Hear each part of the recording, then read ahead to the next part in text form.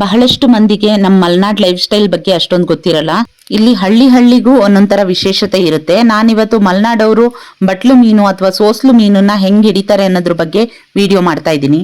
ನಾನಿವತ್ತು ದನದ ಮೇವಿಗೆ ಅಂತ ಯೂಸ್ ಮಾಡೋ ತೌಡನ್ನ ತಗೊಂಡು ಹೆಂಗ್ ಮೀನ್ ಹಿಡಿಬಹುದು ಅಂತ ಹೇಳಿ ತೋರಿಸ್ತಾ ಇದ್ದೀನಿ. ಮೊದ್ಲು ತೌಡು ಘಮ ಪರಿಮಳ ಬರೋ ತರ ಹುರ್ಕೊಳ್ಬೇಕು. ಅದಕ್ಕೆ ಸ್ವಲ್ಪ ನೀರ್ ಹಾಕಿ ಆಮೇಲೆ ಅದು ಅಂಟು ಬರ್ಲಿ ಅನ್ನೋ ರೀಸನಿಗೋಸ್ಕರ ನಾನು ಸ್ವಲ್ಪ ಅನ್ನ ಹಾಕಿದ್ದೀನಿ. ಅದು ಚೆನ್ನಾಗಿ ಬೆಂದು ಕಡಬಿನ ಹಿಟ್ಟಿನ ಹದಕ್ ಬರುತ್ತೆ. ಅದನ್ನ ಆಮೇಲೆ ಚೆನ್ನಾಗಿ ನಾನಿಲ್ಲಿ ನಾದ್ಕೊಳ್ತಾ ಇದ್ದೀನಿ. ಅದು ಚೆನ್ನಾಗಿ ಅಂಟು ಬರೋ ತರ ನಾದಾದ್ಮೇಲೆ 2 ಕಡಬಿನ ಗಾತ್ರದ ಉಂಡೆಗಳನ್ನ ಮಾಡಿದ್ದೀನಿ. ನಾನಿಲ್ಲಿ 2 ಬಟ್ಲನ್ನ ತಗೊಂಡಿದ್ದೀನಿ. 2 ಬಟ್ಲಿಗೂ ಸಮ ಪ್ರಮಾಣದ ಹಿಟ್ಟಿನ ಉಂಡೆಗಳನ್ನ ಇಟ್ಟು ಅದಕ್ಕೆ ನಾವು ಬೆಂಕಿ ಕಡ್ಡಿ ಸಹಾಯದಿಂದ ಮೀನು ಒಳಗಡೆ ಹೋಗೋಕ್ಕೋಸ್ಕರ ಚಿಕ್ಕದಾದ ಹೋಲ್ ಮಾಡ್ತಾ ಇದ್ದೀನಿ. ಸಾಟರ್ಡೆ ವೀಕ್ ಆಫ್ ಅಂತ ಹೇಳಿ ನಾನು ಮನೇಲಿ ಇರೋದಕ್ಕೆ ಇವೆರಡು ಚಿಕ್ಕ ಪುಟಾಣಿಗಳು ನನ್ ಬೆನ್ನ ಹತ್ತಿದಾವೆ. ಇವೆರಡನ್ನು ಕರ್ಕೊಂಡು ನಾನು ಇವಾಗ ಹಳ್ಳಕ್ಕೆ ಮೀನ್ ಹಿಡಿಯಕ್ಕೆ ಅಂತ ಹೋಗ್ತಾ ಇದ್ದೀನಿ. ಇಲ್ಲಿ ನಮ್ಮ ಪಾಪು ಹಳ್ಳದಲ್ಲಿ ಚಿಕ್ಕ ಮೀನುಗಳನ್ನ ತೋರಿಸಿ ಏನೋ ಹೇಳ್ತಾ ಇದ್ದಾನೆ. ಎಂತದಪ್ಪ? ಸಣ್ಣ ಮೀನ್ ಬಂತ? ಎಲ್ಲಲ್ಲಿ? ವಾವ್, ಹೌದಲ್ಲಪ್ಪ. ಎಲ್ಲ ಹಾಕ್ಬೇಕಪ್ಪ? ಗಾಣ ಹಾಕ್ಬೇಕಾ? ಚೆನ್ನಾಗಿ ಬಿಸಿಲು ಎಲ್ಲಿ ಬೀಳ್ತಾ ಇದೆ, ಮೀನೆಲ್ಲಿ ಜಾಸ್ತಿ ಇದಾವೋ ಆ ಜಾಗ ನೋಡಿ ನಾನಿಲ್ಲಿ ಬಟ್ಲನ್ನ ನೀರೊಳಗಡೆ ಈ ತರ ಇಡ್ತಾ ಇದ್ದೀನಿ. ನೋಡಿ, ಇಟ್ಟಿದ 2 ನಿಮಿಷಕ್ಕೆ ಮೀನುಗಳೆಲ್ಲ ಯಾವ ತರ ಓಡಾಡ್ತಾ ಇದಾವೆ ಬಟ್ಲು ಮೇಲ್ಗಡೆ ಅಂತ ಹೇಳಿ. ಒಳಗಡೆ ಇರೋ ಫುಡ್ಡಿನ ಸ್ಮೆಲ್ಲಿಗೆ ಗುಂಡಿಲಿರೋ ಮೀನುಗಳೆಲ್ಲ ಬಟ್ಲು ಹತ್ರಕ್ಕೆ ಬರ್ತವೆ.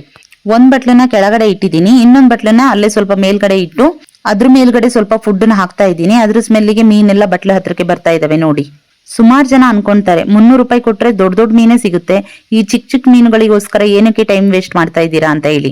ಸೋಸ್ಲು ಮೀನನ್ನ ಹುಳಿ ಮತ್ತೆ ಜಾಸ್ತಿ ಖಾರ ಹಾಕಿ ಬತ್ತಿಸಿ ರೊಟ್ಟಿ ಮಾಡಿದ್ರೆ ಎಷ್ಟು ಚೆನ್ನಾಗಿರುತ್ತೆ ಅಂತ ಹೇಳಿ ಮಲೆನಾಡೋರ ಹತ್ರ ಒಂದ್ಸಲ ಕೇಳಿ ನೋಡಿ. ಮಲೆನಾಡಿನ ಸಾಂಪ್ರದಾಯಿಕ ಅಡಿಗೆಗಳಲ್ಲಿ ಜಬ್ ಮೀನು ಅಥವಾ ಸೋಸ್ಲು ಮೀನಿನ ಪಲ್ಯ ಕೂಡ ಒಂದು.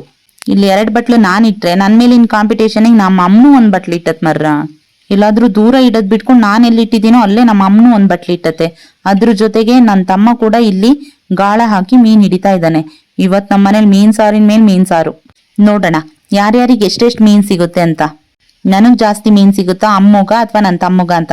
3 ಜನದಲ್ಲಿ ಯಾರಿಗ್ ಮೀನ್ ಸಿಕ್ಕಿದ್ರು ಒಂದೊಳ್ಳೆ ಸಾರಾಗುತ್ತೆ. 2 ಬಟ್ಲಿಗೂ ಕಾಂಪಿಟೇಷನ್ ಇಂದ ಮೀನ್ಗಳು ಬೀಳ್ತಾ ಇದಾವೆ. ಸಾಯೋದಕ್ಕೆ ಫುಲ್ಲು ಕಾಂಪಿಟೇಷನ್ ನಡೀತಾ ಇದೆ. 2 ಬಟ್ಲು ಒಂದೇ ಕಡೆ ಇಟ್ಟಿರೋದ್ರಿಂದ ಮೀನ್ಗಳು ಕನ್ಫ್ಯೂಸ್ ಆಗಿದಾವೆ ಯಾವ್ದಕ್ ಹೋಗೋದಂತ. 1 ಮೀನು ಬಟ್ಲು ಮೇಲ್ಗಡೆ ಬಂತು ಅಂತ ಹೇಳಿದ್ರೆ ಎಲ್ಲಾ ಮೀನ್ಗಳು ಬರ್ತವೆ. ನೋಡಿ ಹೆಂಗ್ ಆಡ್ತಾ ಇದಾವೆ ಅಂತ. ಆ ಬಟ್ಲನ್ನ ನೋಡ್ಕೊಂಡು ಇನ್ನೊಂದ್ ಬಟ್ಲಿದ್ದಲ್ಲಿ ಬಂದಿದ್ದೀನಿ. ಯಾರ್ಯಾರೋ ಯಾಕೆ ಕಿವಿಗೆ ಹೂ ಮುಡಿಸ್ಬೇಕಂತ ನನಗೆ ನಾನೇ ಮುಟ್ಕೊಳ್ತಾ ಇದ್ದೀನಿ. ಏಂಜಲ್ ತರ ಕಾಣಿಸ್ತಾ ಇದ್ದೀನಾ? ಎಂಜಲಿಗೂ ಸಮ ಇಲ್ಲ. ಇಲ್ಲಿ ಮೇಲ್ಗಡೆ ಇಲ್ಲಿ ಕುತ್ಕೊಂಡಿದ್ದೀನಾ?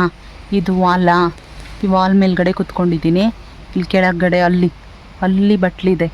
ರಜೆ ಇದ್ದಾಗ ಎಲ್ಲರೂ ಹೊದ್ದು ಹಾಸಿ ಮಲ್ಕೊಳ್ತಾರೆ, ಆದರೆ ನಾನು ಮಾತ್ರ ಇಂಥದ್ದೇನಾದರೂ ಒಂದು ಮಾಡ್ತಾ ಇರ್ತೀನಿ. ನೋಡೋಣ ಬನ್ನಿ. ಅಯ್ಯೋ, ಇವ್ರು ಮಂಗನ ಬೆರೆಸ್ಕೊಳ್ತಾ ಬಂದ್ರಲ್ಲ, ಮಂಗು ಕಲ್ಲು ಹೊಡಿತಾ ಇದ್ದಾರೆ. ಕೊನೆಗೆ ನನಗೂ ಕಲ್ಲು ಹೊಡೆದು ತಲೆ ಎಲ್ಲರೂ ಹೊಡೆದು ಬಿಟ್ರೆ ನಂದು. ತಡೀರಿ, ಅಯ್ಯೋ ದೇವ್ರಿ, ಅವ್ರು ನಾನು ನೋಡೇ ಇಲ್ಲ. ಮಂಗು ಕಲ್ಲು ಹೊಡಿತಾ ಇದ್ದಾರೆ.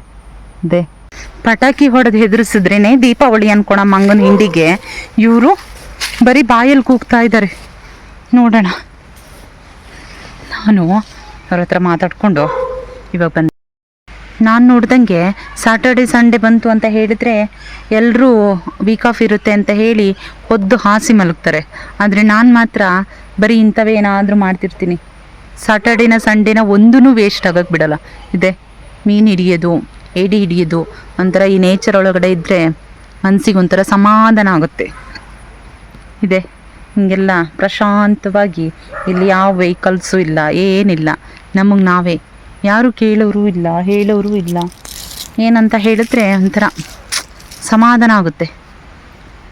ಯಾವ ಟಾರ್ಚರೇ ಇರಲ್ಲ ಕೆಲಸದ್ದು. ಸುಮಾರು ಹೊತ್ತಾಗಿದೆ. ನಮ್ಮಮ್ಮ ಇಟ್ಟಿರೋ ಬಟ್ಲನ್ನ ಎತ್ತಿ ಮೀನಿದಾವ ಅಂತ ನೋಡೋಣ. ಜಾಸ್ತಿ ಮೀನಿಲ್ಲ ಅಂತ ಅನಿಸ್ತಾ ಇದೆ. ಪಾಪ ನಮ್ಮಮ್ಮ ಕಾಂಪಿಟೇಷನಿಗೆ ಅಂತ ಹೇಳಿ ನನ್ನ ಪಕ್ಕನೇ ತಗೊಂಡ್ ಬಂದು ಇಟ್ಟಿತ್ತು. ಬಟ್ ಇದ್ರಲ್ಲಿ ನೋಡಿದ್ರೆ ಒಂದೇ ಒಂದು ಮೀನು ಕಾಣಿಸ್ತಾ ಇಲ್ಲ. ಮೀನಿದಾವೋ ಇಲ್ಲೋ ಗೊತ್ತಿಲ್ಲ. ನೋಡೋಣ ಎಷ್ಟಿದೆ ಅಂತ ಹೇಳಿ. ಅಯ್ಯೋ, ನಮ್ಮಮ್ಮ ಇಟ್ಟಿರೋ ಬಟ್ಲಿಗೆ ಇಷ್ಟೇ ಮೀನ್ ಬಿದ್ದಿರೋದು, ಅದು ಬರೀ ಚಿಕ್ಕವು. ಇವಾಗ ನನ್ನ ತಮ್ಮ ಮೀನ್ ಹಿಡಿತಾ ಇದ್ದಾನಲ್ಲ, ಅದು ನೋಡೋಣ. ದೊಡ್ಡ ಮೀನ್ ಸಿಗ್ಲಂತಪ್ಪ. ತೋರ್ಸಕ್ ಹೇಳೋ, ಅವನ ಹತ್ರ ತೋರ್ಸಕ್ ಹೇಳೋ. ಎಂತ ಸಿಕ್ತು ತೋರ್ಸೋಣ, ಎಂತ ಸಿಕ್ತು ತೋರ್ಸೋಣ. ಕರಿ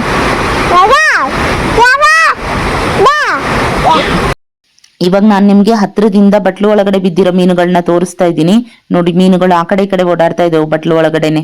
ಸುಮಾರು ಅರ್ಧ ಗಂಟೆ ಆದ್ಮೇಲೆ ಇವಾಗ ನಾನು ಈ ಬಟ್ಲನ್ನ ಎತ್ತುತ್ತಾ ಇದ್ದೀನಿ. ನೋಡೋಣ ಇದ್ರೊಳಗೆ ಎಷ್ಟು ಮೀನಿದೆ ಅಂತ ಹೇಳಿ. ಅಯ್ಯೋ, ಬಟ್ಲನ್ನ ಓಪನ್ ಮಾಡಿ ನೋಡಿದ್ರೆ ಬರೀ ಚಿಕ್ಕ ಚಿಕ್ಕ ಮೀನುಗಳೇ ಇದಾವೆ. ಈ ಕಪ್ಪು ಕಲರ್ ಚುಕ್ಕೆ ಚುಕ್ಕೆ ಇದಾವಲ್ಲ, ಈ ಮೀನುಗಳಿಗೆ ನಾವು ಕುಂಬಳು ಬಿತ್ತ ಅಂತೀವಿ. ಬಿತ್ತ ಅಂತ ಹೇಳಿದ್ರೆ ನಮ್ಮ ಭಾಷೆಯಲ್ಲಿ ಬೀಜ ಅಂತ ಹೇಳಿ. ಇದು ಕುಂಬಳು ಬೀಜದಷ್ಟು ಚಿಕ್ಕ ಚಿಕ್ಕದಾಗಿರೋದಕ್ಕೆ ಇದಕ್ಕೆ ನಾವು ಕುಂಬಳು ಬಿತ್ತ ಅಂತೀವಿ. ಇಷ್ಟೊತ್ತು ಮೀನು ಹಿಡಿದು ಇವನು ಇವಾಗ ಮನೆಗೆ ಹೊರಟಿದ್ದಾನೆ. ಇವನ ಜೊತೆಗೆ ನಾನು ಮನೆಗೆ ಹೋಗಿ ಸ್ವಲ್ಪ ಹೊತ್ತು ಬಿಟ್ಟು ಬರ್ತೀನಿ. ಮನೆಗೆ ಹೋಗಿ ಟೀ ಕುಡ್ಕೊ ಬರೋಣ ಅಂತ ಹೋಗಿದ್ದೆ. ಇವಾಗ ಮನೆಯಿಂದ ಬರ್ತಾ ಇದ್ದೀನಿ. ಇವಾಗ ಈ ಬಟ್ಲಿಗೆ ಇಷ್ಟೋ ತನಕ ಬಂದಿಲ್ಲ, ಆವಾಗಲೇ ಇಟ್ಟು ಹೋದಲಿಂದ ತುಂಬ ಹೊತ್ತಾಗಿದೆ. ಬಟ್ಲಲ್ಲಿ ಎಷ್ಟು ಮೀನುಗಳಿದಾವೆ ಅಂತ ಹೇಳಿ ನೋಡಿ ತಗೊಂಡು ಹೋಗ್ತೀನಿ. ಒಂದ್ಸಲ ಬಟ್ಲೆತ್ತಿ ಅದರಲ್ಲಿ ಇದ್ದಿದ್ದ ಮೀನೆಲ್ಲ ತಗೊಂಡಾದ್ಮೇಲೆ ಮತ್ತೆ ಅದೇ ಜಾಗದಲ್ಲಿ ಬಟ್ಲಿಟ್ಟು ಟೀ ಕುಡಿಯಕ್ಕಂತ ಮನೆಗೆ ಹೋಗಿ ಬಂದೆ. ಇವಾಗ 1/2 hour ಆಗಿದೆ. ನೋಡೋಣ ಈ ಪಿಂಕ್ ಕಲರ್ ಬಟ್ಲಲ್ಲಿ ಎಷ್ಟು ಮೀನು ಬಿದ್ದಿದಾವೆ ಅಂತ. ಈ ಬಟ್ಲನ್ನ ನಾನು ಸೆಕೆಂಡ್ ಟೈಮ್ ಎತ್ತುತ್ತಾ ಇರೋದು. ಬಟ್ ಈ ವೈಟ್ ಕಲರ್ ಬಟ್ಲನ್ನ ನಾನು ಇದು ಫಸ್ಟ್ ಟೈಮ್ ಎತ್ತುತ್ತಾ ಇರೋದು. ಬಟ್ ಇದ್ರಲ್ಲಿ ಮೀನು ಬಿದ್ದಿದ್ದು ಸಾಕಾಗಿಲ್ಲ, ಚೂರೇ ಚೂರು ಬಿದ್ದಿದ್ದಾವೆ. ಸೆಕೆಂಡ್ ಟೈಮ್ ಆದ್ರೂ ಕೂಡ ಪಿಂಕ್ ಕಲರ್ ಬಟ್ಲಲ್ಲಿ ಜಾಸ್ತಿ ಮೀನು ಬಿದ್ದಿದ್ದಾವೆ. ಸಾಕು ಇದಿಷ್ಟು. ಬೆಳಗ್ಗೆಯಿಂದ ಕಷ್ಟಪಟ್ಟಿದ್ಕೆ ಇಷ್ಟು ಮೀನು ಸಿಕ್ಕಿದೆ. ಇವಾಗ ಇದಿಷ್ಟು ಇವತ್ತು ನಾನು ಇಟ್ಟಿರೋ ಬಟ್ಲಿಗೆ ಬಿದ್ದಿರೋ ಮೀನು. ಇದನ್ನ ಚೆನ್ನಾಗಿ ತೊಳೆದು ಕ್ಲೀನ್ ಮಾಡ್ಕೊಂಡಿದ್ದೀನಿ. ಈ ಮೀನನ್ನ ಮನೆ ಹತ್ರ ತಗೊಂಡೋಗಿ ಕ್ಲೀನ್ ಮಾಡೋಣ ನೋಡಿದ್ರೆ ಮನೆ ಹತ್ರ ಎಲ್ಲ ಗೌಲಾಗುತ್ತೆ, ಅಲ್ಲೆಲ್ಲ ಸ್ಮೆಲ್ ಬರುತ್ತೆ. ಅದಕ್ಕೋಸ್ಕರ ನಾನು ಇಲ್ಲೇ ಕ್ಲೀನ್ ಮಾಡ್ಕೊಂಡು ಹೋಗೋಣ ಅಂತ ಡಿಸೈಡ್ ಮಾಡಿದ್ದೀನಿ. ಈ ಮೀನನ್ನ ಚೆನ್ನಾಗಿ ಬತ್ತಿಸ್ಬಿಟ್ಟು ರೊಟ್ಟಿ ಮಾಡಿದ್ರೆ ಸಖತ್ತಾಗಿರುತ್ತೆ. ಯಾರ್ಯಾರು ಜಬ್ಬಿನ ಪಲ್ಯ ತಿಂದಿಲ್ವೋ ಅವರೆಲ್ಲ ಒಂದ್ಸಲ ಜಬ್ಬಿನ ಪಲ್ಯನ ತಿಂದ್ ನೋಡಿ, ಚೆನ್ನಾಗಿರುತ್ತೆ.